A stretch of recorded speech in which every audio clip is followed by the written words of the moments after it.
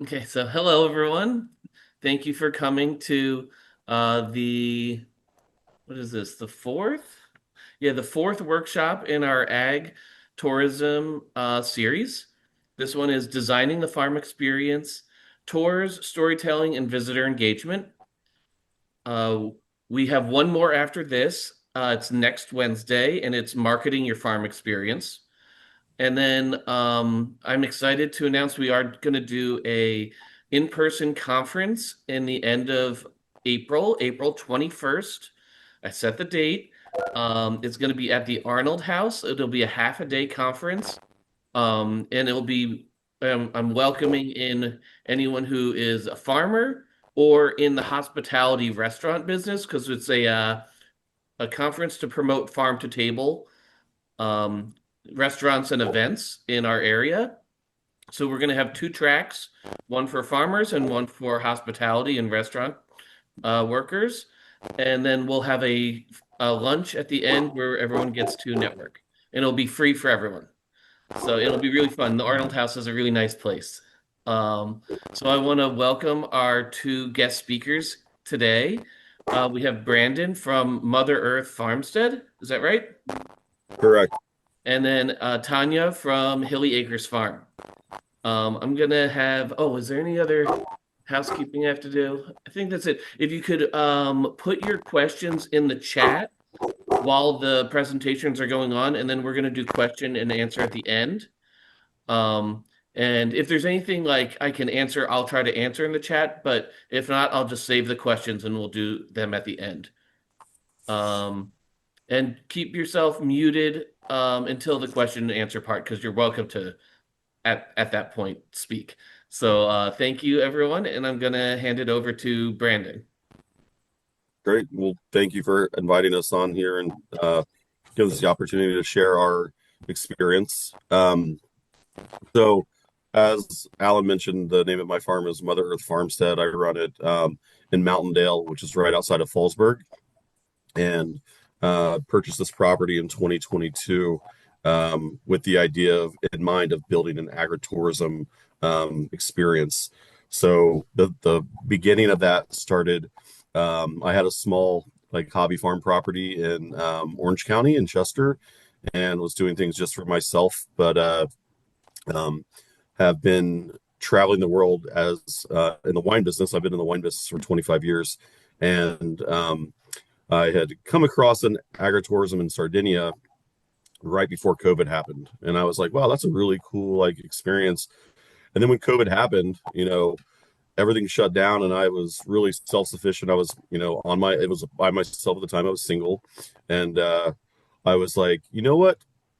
I think what would be best is I'm watching everybody kind of, not know what to do, where their food's coming from. Get out and get people on a farm, let them see where their food's coming from.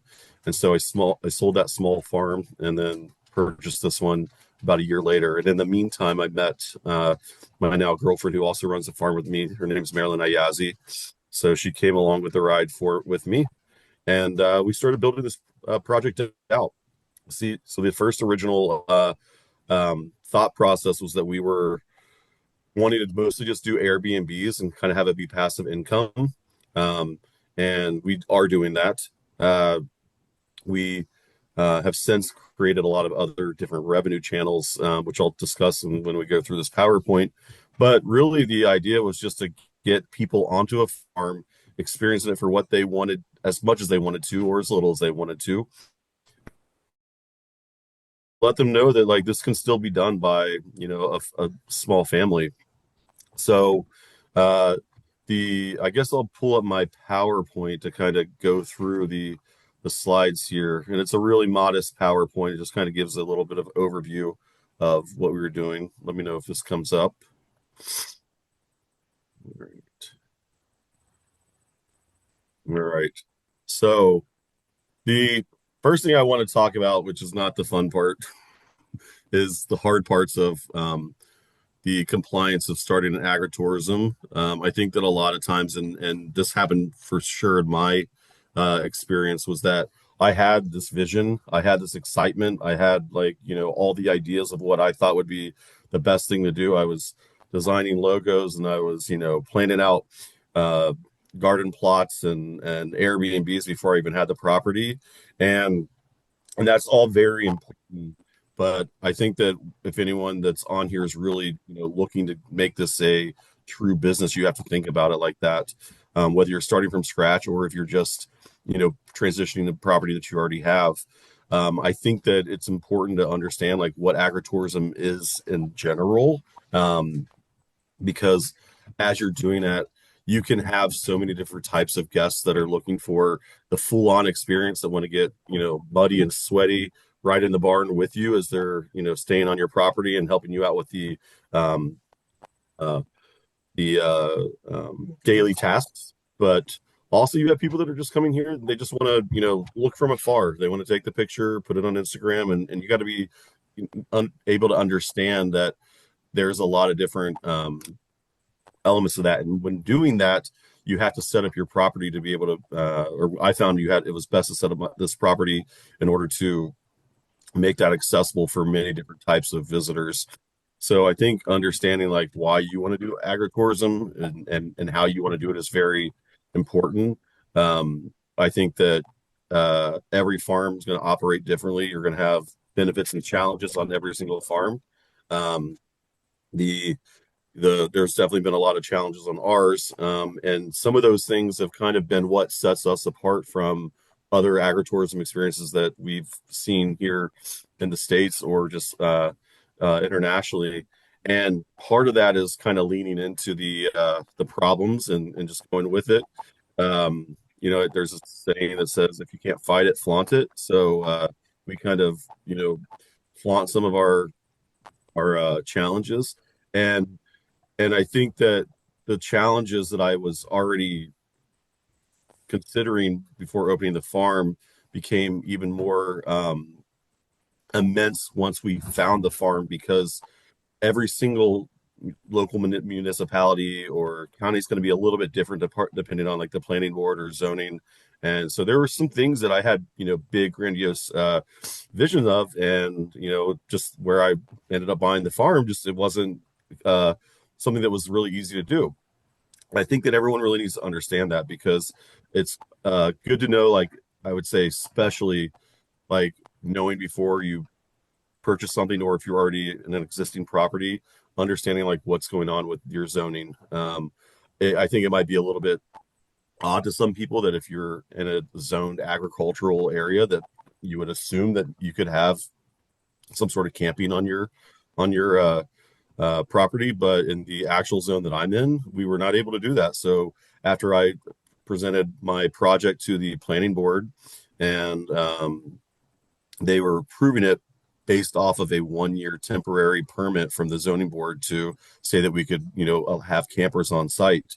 So something like that could have, if that wouldn't have been approved, it could have really changed the direction of our business. And I think that's something that, you really need to do the research and make sure that you are compliant. That's why the slide is like compliance, compliance, compliance, because there are many parts of my life that I'm more of a ask for forgiveness versus permission type of person. But when you're talking about, safety of the public, or, you're talking about rules, permits, restrictions, insurance, liability.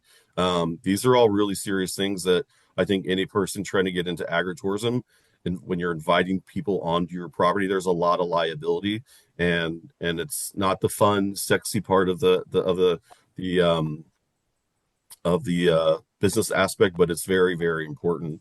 So um, I wanted just to briefly like make sure that that's kind of out front in everyone's mind.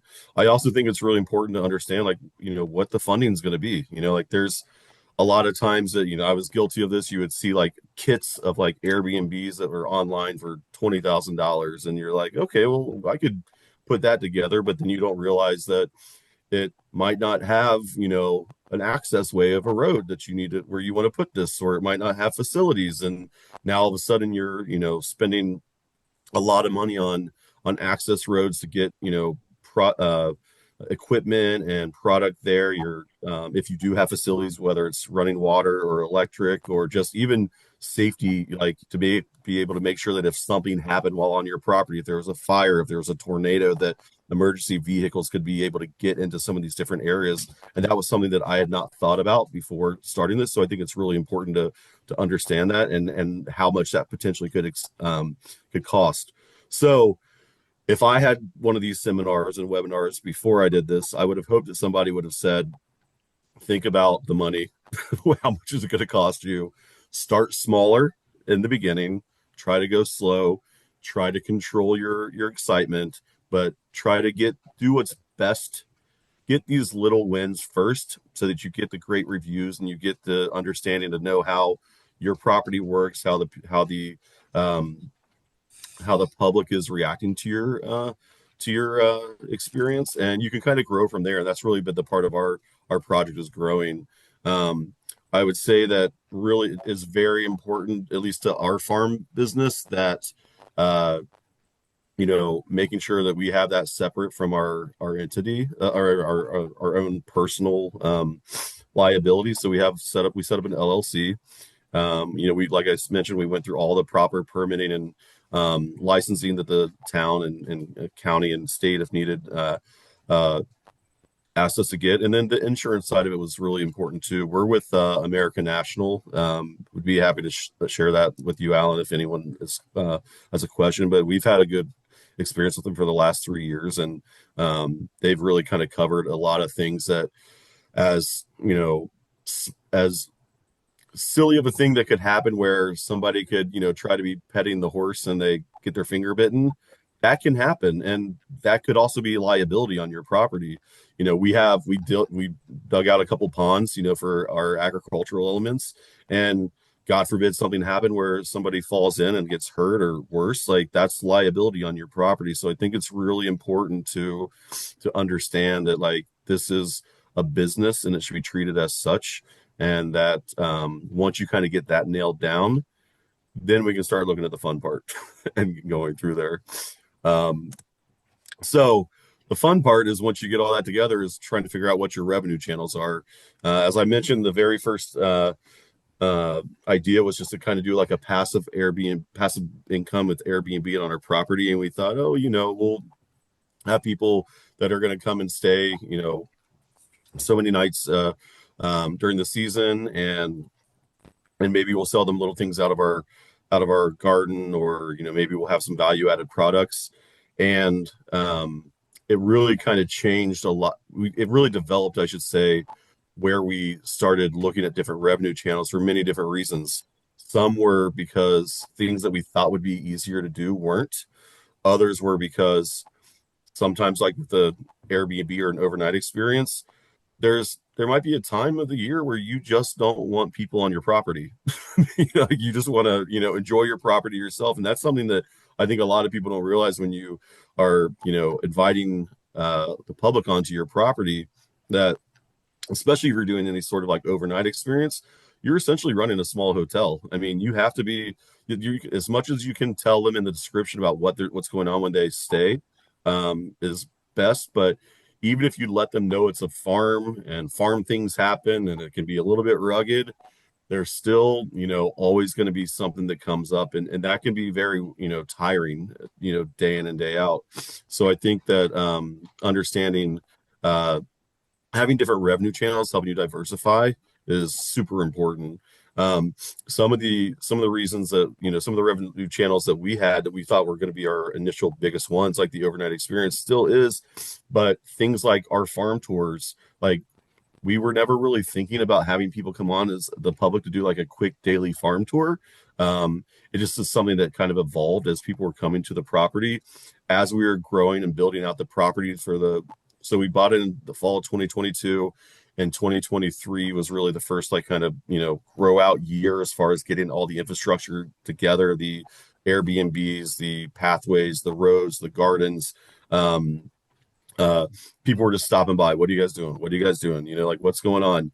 And they're seeing us growing all these different vegetables that we thought were just going to be for us and maybe people that were coming to visit overnight. But it ended up leading to where we opened up a farm stand on site, and then people were coming to, you know every weekend to buy things on the farm, and we're asking, oh, can we see the animals and can we go and do this? And at first we're super excited about, of course we want to do that, but then it really becomes like we're not getting anything done because we're just showing people, we're around our property for free. And we're like, we need to kind of structure this a little bit better. So we came up with an idea to do farm tours, and and uh and that kind of went into a whole different revenue channel. And then from there, I'm going to go through a couple other things. We've every season developed other things like our pick your own veggie and flowers program.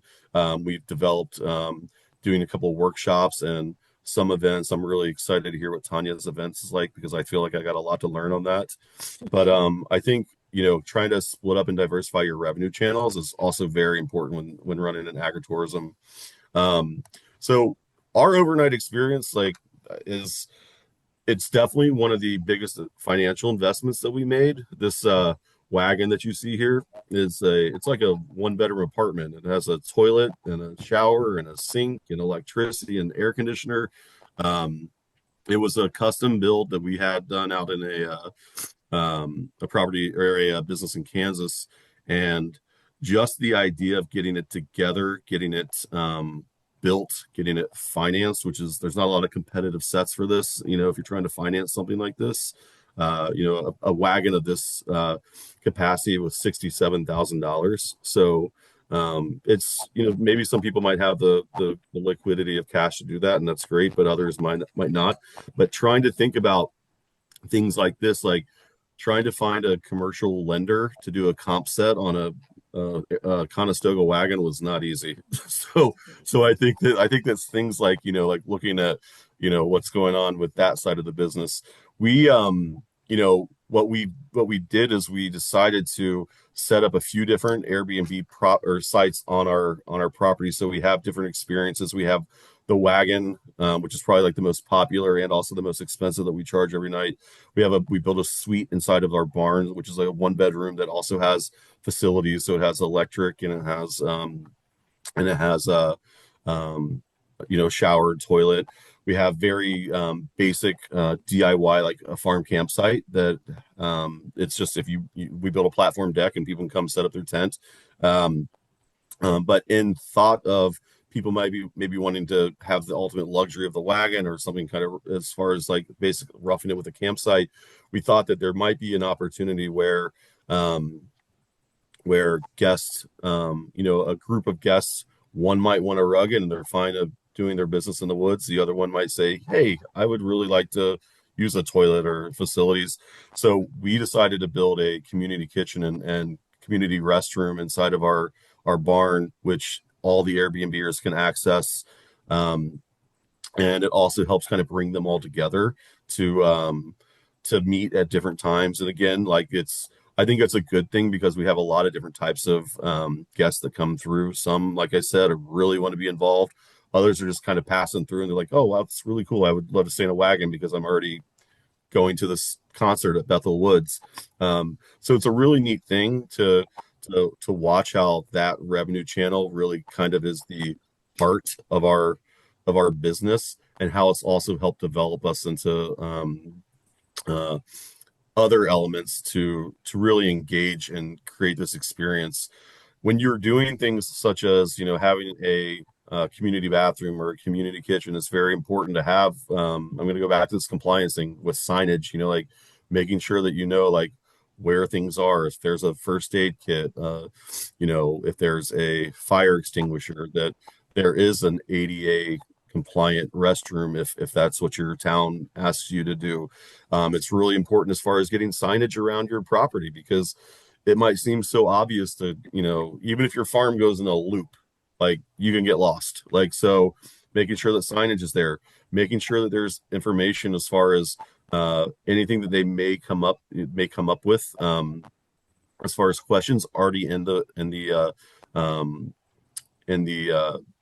different outlets. But making sure that like in case something does come up and you're not on site, or if something does come up and you're not able to deal with it right away, that you're giving them the information. You have to remember that this is the first part of this word is agro, but it's also tourism, and part of that is like being hospitable. There's a lot of hospitality that has to go into it. So I do think accommodations can be definitely a high earning gross potential. It's definitely one of our highest gross potentials, but there's a lot of investment that goes into it too. Not only just financially, but also a lot of investment in time and just trying to like make sure that everything is compliant. Because when you start charging money for people to um, stay on site and there's hazards of, like I said, if there's electricity involved, there could be people could be shocked. There could be a windstorm. There could be a fire. Like you just need to make sure that you're thinking about all those uh, different obstacles as well. You gotta flaunt it. Um, so accommodation is definitely our biggest revenue channel. The next one, like I was telling you, and this is kind of the coolest one that I think most people get excited about when they visit our farm, is the way that our farm is. It's a 15-acre property. Our home sits in the center of the property, which is good and bad because you know, it's great because it's so centrally located, but also when you have people on site, it's like I don't want to, if I'm sitting on the deck after the end of the day, like enjoying a beer, I don't want people walking right by my house. So we had to really create um, a lot of different elements of like how to get around the farm. And when we were doing this, we were like, we should be doing these farm tours. It's a great opportunity for people to come in, interact, see what's going on with the farm, um, and get them involved. And this has been like, I think the most rewarding part of our agritourism, not only just for us, but for the community. We were a little bit hesitant at first of how we were going to charge people to come on our farm and look at our animals. So the very first year, we actually um, we actually were charging $10 a person, and then we were validating it with produce from our farm stand. So basically, if you were a family of four and you spent $40, like you paid us $40, but then you could take $40 worth of produce because we just felt so bad about charging people for it. Um, we since in the few years later have found that we what we're doing is actually a really good thing for the community, and it's also to do it right costs money. So we ended up started hiring staff on site. So now that we are including different labor elements, the it was like, okay, we really need to like look at this revenue channel as like a real arm of the business. And so now currently we charge $15 a person. I'm sorry, $15 for adults, $8 for children, as long as they're able to walk.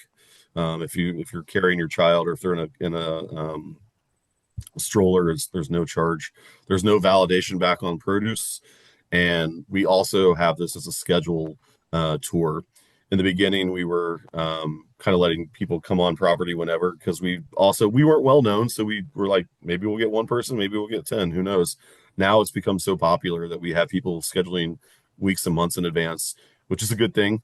And we also schedule them at certain times because it's good to know, again, when you have people on your property, whether it's managing the amount of people on the property at one point or just managing projects. If we have a lot of heavy machinery moving around one day because we're doing a project or we're moving 200 bales of hay, like you got to understand when people are coming on the property. So I think that's really important to, if you're going to do something as far as a farm tour, kind of understanding the scheduling element. And I would highly recommend to have either set times or kind of make it as a reservation by appointment. I think also too, it's one of those elements where if you're doing farm tours, is it actually a guided tour by somebody on site? Is it somebody, one of the owners guiding them? Or is it a staff member? And if so, what type of experience are they going to be getting out of it? What do you expect, uh, them to want to know, the guests to want to know? And also, what do you expect your staff to be able to relate? Because although working for you, their passion isn't going to be as strong as yours. Their knowledge might not be as vast as yours either. So what we did was we put up little signs, at every single location as we're doing as we're doing guided tours. Even if somebody that was a staff member didn't know everything about an alpaca or the difference between a tomatillo and a green tomato. Like there was an easy way for them to get the information and feel like we were able to uh, uh, give them the tools to be able to do this job and create this experience if they didn't have the full knowledge. So I think signage, if you're going to do staffing, super important to kind of give them the tools to be able to do it the right way if you're not doing it yourself. Um, this year we're kind of relinquishing a little bit of um, we're relinquishing a little bit of our uh, time to be starting off self-guided tours. So what we've done this year is we drew a map. So we have an actual map that we're going to be handing out to guests. They'll be coming on the property. It has location marks from so you can see like as you're going around the property where you're going to be and kind of help them, guide themselves. And on the backside of that, we're doing an interactive activity where we're actually putting on a scavenger hunt. So like find a bird's nest, cross it off. If you see a frog, cross this off. Bring back, a pine needle, like that type of thing. So it's a really fun, interactive way. And then when they come back to the farm stand to kind of check out, we have little, gifts of like stickers and things if children are doing the farm tours, really enjoy. So farm tours are definitely a useful revenue channel. The pick your own veggies and flowers, I think is probably the most popular for agritourism right now. Uh, it sounds simple, but again, trying to manage people inside of your growing areas can be very tricky. There's times that are super rewarding where you pull up a carrot and show it to a little kid, and they're like, "Wow, I didn't know that was a carrot." They thought it was all these little baby carrots, and you're like, "Just go ahead and pick some carrots," and then you turn your back and they're like, "Can I pick a cucumber too?" And you're like, "Sure." And they pull the whole plant out of the ground because they just saw you pull the carrot out of the ground too. So I think managing the picking in a you pick is really important, whether again it's signage so that you know like what's what you're picking and when.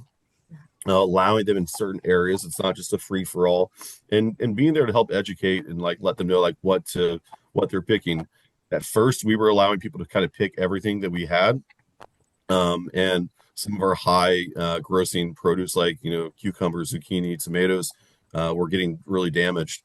So now what we've done is the produce that is not as high grossing but is very interactive, like peas and beans and such, that's now part of our U pick. And if they want tomatoes or cucumbers, they can still buy that from us from the produce from the farm stand. So I think also looking at that too, like kind of managing, the guest expectations while also making sure that you're keeping them uh, safe on your property and making sure that they're not, doing anything that would damage, any of your produce or growing areas or animals.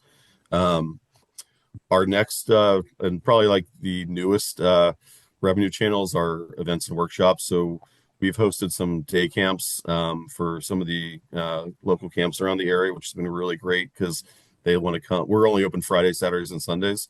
So they come during the week when we're not generally open, and they're really high revenue generators because it's usually 50 plus or more people. So that's been really fun and really cool to do. And it also has allowed us to kind of, when you have, 100, like in this picture, 100 little girls all under the age of 12 at once, you can't really do a farm tour with 100 people at one time. It's just not doable. So it challenged us to be like, let's split these people off and find little workshop type of things for them to do at the time so we can move them around the property. And that's grown into other workshops. So now this year we're offering a couple different workshops, like a build your own birdhouse workshop, a plant your mini garden workshop. So I think things like that are definitely a fun part of the agritourism element, and it's something that we want to explore a little bit more, and hopefully get some good questions from here that might strike up some ideas, or listen to Tanya's event and get some more growth on our property. So I think that pretty much finishes me out, unless you wanted me to go further in on anything, or maybe we could leave that to the Q&A time. I don't know. Thank you, Brandon. That was a great presentation. I just wanted to remind because we had some people enter the webinar like halfway through your presentation that we are putting all these presentations on YouTube. So if you missed anything, you can watch it later. And the three previous presentations should be on there now. And one of them, just because it relates to what you were saying, was on ADA accessibility and making your farm accessible. So that's a good one to watch if you have questions about how to do that for your farm, like and the legality of it and like what you need to do in order to do it correctly. Um, I also forgot to mention that this whole series is funded through the Sullivan County Visitors Association, and I wanted to thank them in the video somewhere, so it's right in the middle. Uh, I probably should have done it at the beginning, but um, are you ready, Tanya, to I talk am about? ready. Okay, so I'm going to introduce Tanya Hahn, and she is from Hilly Acres Farm, and they do an event every year called Farm Fest, which is really fun. So I'm going to let you go. Okay, thanks, Alan. Yeah, so we've been farming for many years. I grew up on the home farm here on Sander Road. And as time went on, went to college, came back, met my husband, and we actually didn't live on the farm, but we continued to help out my parents. And when our kids came along, they really enjoyed it, particularly our oldest, who absolutely his passion is. I wish as I grew up I had some kind of passion that was as similar as his. But went to college and he got his degree in animal science and ag economics. Came home and said, "This is what I think we should do." And my husband and I kind of went, "Oh my God, are you kidding me?" So we're a production farm. We basically produce various types of meats. We raise pork, we raise beef, turkey, chickens, eggs, lamb. Now we've started to do a little bit of goat, something we have not done, goat meat, but haven't tried that yet. We're still in the early stages. And something that our son Michael thought about early on was, why don't we invite the public to see how a farm runs? Our main purpose of having the event was not so much for tourism, sorry Alan, but it was more for education. It's very evident when you talk to folks, because we do a lot of farm markets. People don't really understand where their food comes from. Sometimes they see a few things on the internet and they're like, "Oh my God, that is awful," and they go down a rabbit hole, not realizing that some of it is really just production agriculture. It's the way we grow our animals. Not saying it's inhumane. That's production. Certainly we don't have a farm that has feedlots. We own about 200 acres on the western end of the county, and we're always looking for more property, because when you have livestock, you need more. You need room.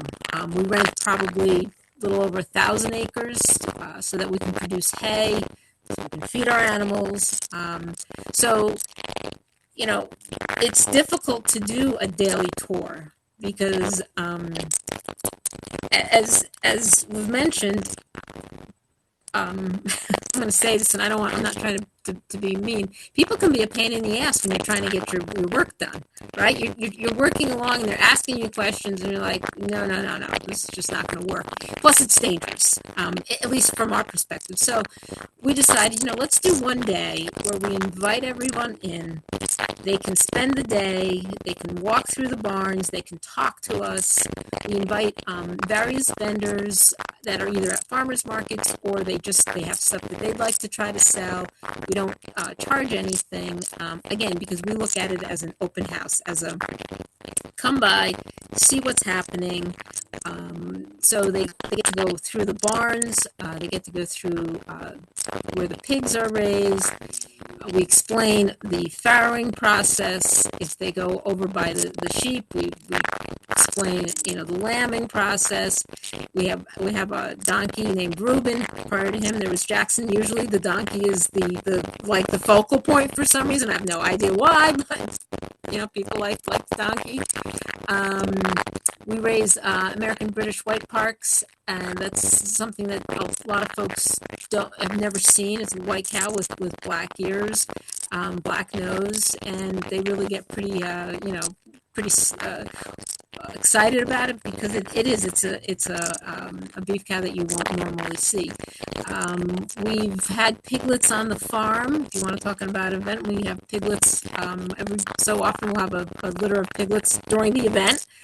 We always do try to time it out so that it's either right before the event, a couple days, so that they can see the various sizes. One year it happened during the event, so I spent most of my time in the pen with the pig, because the last thing you want is to have something happen, because obviously people have never seen this. Now they're seeing a pig in the middle of farrowing, the sow's farrowing, and you don't want her to get up and step on the piglet, because that'll just send people into complete oblivion. So those are some of the things that we do. We have hay rides. The hay rides are always a kick for the kids. The other thing we did this year is we did a barrel ride. We had a barrel ride built. If you're not familiar with that, it's basically you take a train of barrels and you pull it around with a tractor. And so we had, and it's for kids, believe it or not, we did have adults trying to ride in it, but that ride went all day long, to the point where some of the bearings actually on one of the barrels just blew right off. It just went all day long. But again, the kids could go through and see the entire farm. We have antique tractors there. I mentioned that we do, we have other vendors there. We have a group that comes in and does wool spinning, so they'll sit there and go through, and we don't charge the vendors to come in. They can just come in, and we usually just have a handful of them. We don't want to get, we don't want it to be like a farm market, but we want to be able to show folks where other foods come from and other products come from, so they can see where and where it comes from, how it's produced, the work that goes into it, the importance of raising your animals humanely. And sometimes people are like, oh my gosh, I feel so bad, but again, I always say to them, listen, we all have a purpose in this life. Our key is, let's make sure we raise these animals humanely. They're dry when it's raining. They're cool when it's hot. They're warm particularly this winter was really tough, but everybody had shelter. And I think it's important for kids to understand, especially, and that's why we bring in the 4-H groups. We bring in FFA, and those kids just, they eat it up, and they're mingling with folks. They're talking to them. They're explaining what they do, what 4-H is about, what FFA is about, and that interaction, again, particularly for the kids, we really try to focus on the kids so that they understand that when they go to ShopRite, the meat doesn't come from the shelf. The meat comes from, something that was produced with our own, hard work and sweat, and that the importance of taking care of them. And that, I think, is something 4-H has always been very focused on, to make sure that, because I can remember my own kids when they were in 4-H and the leader saying, listen, when you have an animal, be it a rabbit or whatever, and it's in a cage, that animal can't feed itself. You are responsible for the livelihood of that animal. So again, that's what we try to teach the kids, that we have to be stewards. We have to make sure that they're well cared for, and that the grounds are safe. And it's a fun day. It's an awful lot of work. That's why we do it once a year. We don't do it more than that. We try to showcase our meats, and so folks can come over. They can get a meal. They can shop at the various vendors. We make sure that they have the ability to get onto the farm. So we rent different side by sides, and people park down on the road, and then we drive them up because it's a walk, and a lot of people aren't used to being out in either the cold or the heat or the elements, so you have to make sure that they're comfortable. Insurance is a big thing.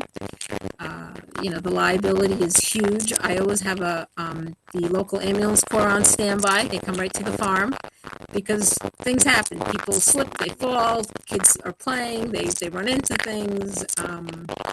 So having the local ambulance corps there is always I just feel a little more secure with that.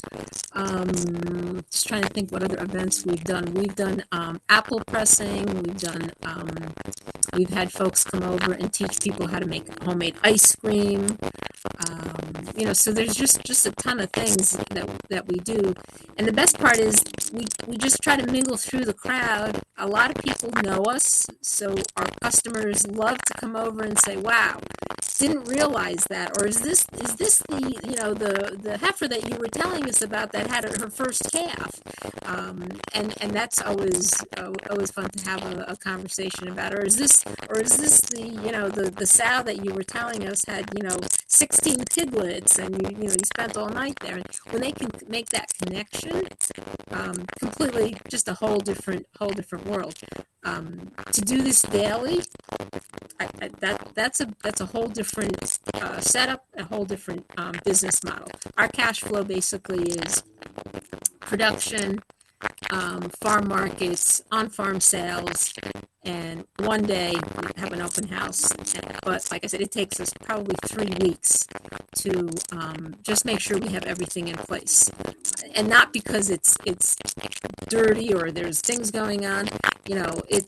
Number one, we're busy. Number two, you want to make sure, because we have 2 ponds on our property, you want to make sure that everybody is staying where they should stay, not wandering off.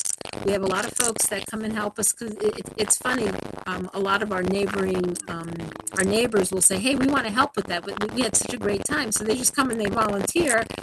They walk. I always give them something on the way out, be it a bag of food or whatever. But they have a great time doing it, and they like to be a part of it. People really they need to know where the food is coming from. They need to know how fragile our food supply and our food system is, and that was very obvious during the pandemic, and so that's why we try to just educate them about where our food comes from, where it's been. You know where it's coming from when you buy locally. You don't know where it's coming from when you maybe buy from a large supermarket chain. You don't know if it's because there's no requirements for at least on the red meat side or even poultry to say this is a product of the USA or this is a product of Mexico or whatever. It doesn't matter. It just that's not required. So it's really it's a passion. My husband and son are really the drivers. I'm just the whole plugger. And usually the spokesperson, because nobody ever wants to talk. So, and Alan's laughing because he knows that I'm a spokesperson. So yeah, I think I'm just trying to think about anything else that maybe I missed. The insurance is a big thing. Make sure you let your insurer know what you're doing ahead of time. If you need to have parking on other property, which in our case we do, we have to park on the town's property. We always have to get a certificate of insurance, naming them as lost payee. All of our vendors I require them to have insurance and to name us. So there's a lot of liability. But as much liability and as much work as it is, it's really a great day. It's a great day to just interact with folks and to really explain the history of the farm and how it came to be. And it grows some excitement for our youth and for people that are just not sure. Maybe they don't know what they want to do, and they're like, "This is kind of cool." It's cool, but it's a lot of work. you know. I don't know. I think that covers most of it, Alan. I don't know if Yeah. there's anything else you No, want me to go over. thank you. I've been to your event. I love Farm Fest. I love the baby animals, especially when there's piglets. I remember one year you had a bunch of kittens, and I think they all got given away that day. Oh yeah, it was great. It was great. Yeah, I mean, we've been doing it probably now. We tried to figure it out because we did have a little break during COVID, but it's probably been close to 10 years that we've done this. And like I said, it really, it's a great event. It's a fun event. But it's work. But it's what we call more of an open house of Farm Fest. We're just celebrating the year and what we're doing and having a good time. We even have have some vendors there that serve alcohol, so that's always helpful. Yep.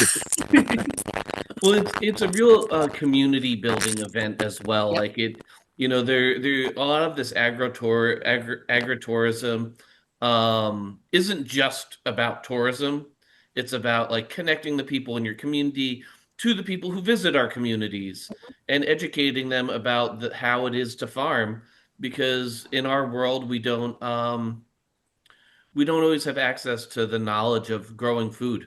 And people are very disconnected now that things come in boxes and bags, and we don't know where the source is. So you guys are really doing the work of like teaching the people in our community and the people who visit our community about like where their food comes from. So thank you both for giving your presentation. I wanted to open up. I don't think there's any questions in the chat.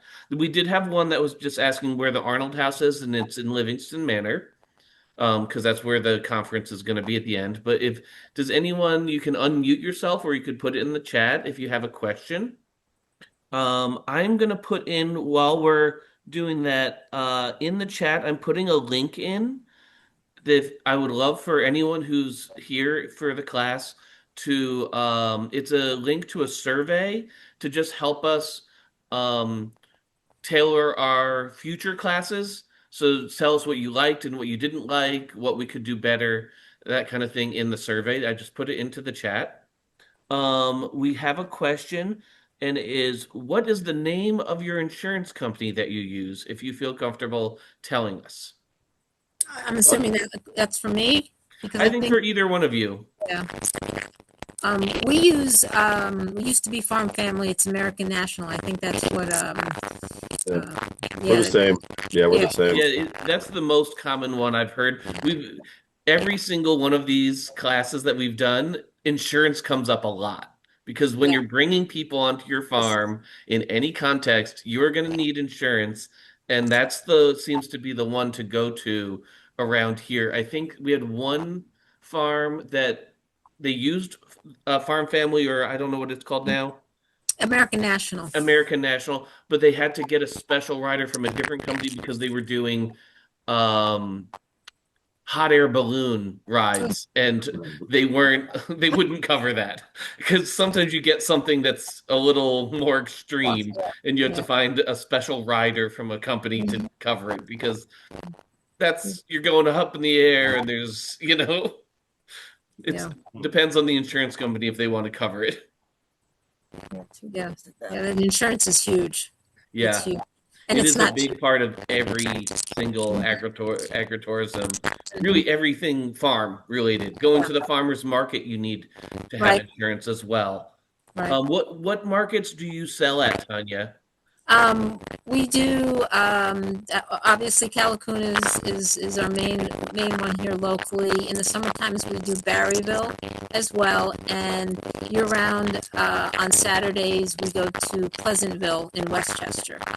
We've been down there now a couple of years. I think he's starting his third year, and we're fortunate to get into that market. That's kind of an invite only, and so we had applied probably 4 or 5 years years ago, and then all of a sudden they contacted us, and so we jumped on it. And yeah, that's a year-round market. It's outdoors in Westchester and in Pleasantville. It takes them about 2 hours to get there, but it's really it's a great market. Brandon, do you do any farm markets or do you just do the We farm stand to sell your we produce? do. Yeah, we do. So we are last year it was the first year that we did any. We were working with the Rock Hill Farmers Market on Saturday mornings from 10 to 1. And then we were doing Wurtsboro's farmers markets on Thursdays from 5 to 7:30. And then this year, Alan, we're going to be working the Monticello um, market that's on Thursday mornings. And then we also were asked to come to Ellendale on Friday nights. So from 4 to 7. So it's a little bit of a Busy packed schedule. schedule. Yeah. Yeah. But it's also really it's a fun outlet though because you get to meet a lot of people and we last year was our first time doing farmers markets. Being in the wine business, I'm very I know how to be a vendor, so like I understand that interaction, and so that was somewhat easy. But like understanding the community of just the market vendors and the people that are coming to shop with you was really cool. Also, it was a really good out like the way that we sold ourselves into the Rock Hill Farmers Market was. I was like, I know you guys got a person, I know you got an egg person, I know you got a honey person, but like what we would like to do is kind of come and promote our farm to promote agritourism, our Airbnbs, our farm tours. And I was like, and if your egg person calls out, we'll bring eggs. And if your tomato person calls out, we'll bring our tomatoes. And they're like, we love that. And then with the 2025 growing season being so cold and wet in the beginning, um, we ended up actually being the only vendor at both markets that had produce in the early parts of June.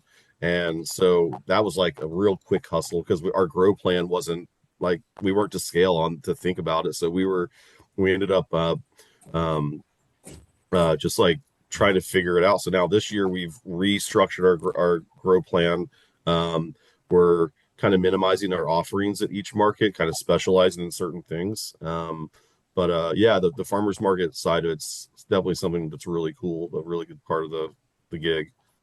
It's something we actually haven't talked much about in this series, but I consider farmers markets to be a form of agritourism. It's you get to meet farmers while you're buying the food from them, like so it's a good opportunity to educate yourself while you're getting your food.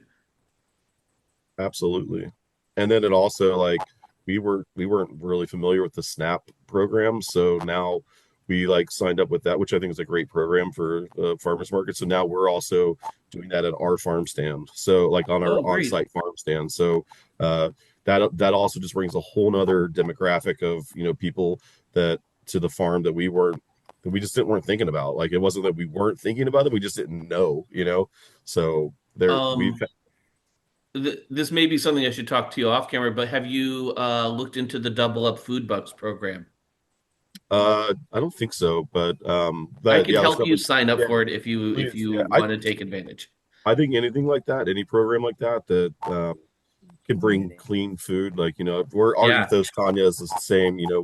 We are very small meat production. We only do Kuni pigs, and we do some Freedom Ranger and some Jumbo Cornish Cross, and then we do California, New Zealand rabbits for meat. But we also are doing a lot of market garden style produce. So um, I think a lot of all these little things, like Tanya was saying, like teaching the next generation, teaching like what's like where your food's coming from. If you can give access to a demographic that might not have the cash in pocket, but they can be supplemented, I think that's huge. That's a really big opportunity for us as a community. We actually have a question in the chat that's about what is this double program, and so I'll explain it. There are a few programs in New York State that help stretch people's SNAP benefits and encourage them to eat more fruits and vegetables and locally grown products.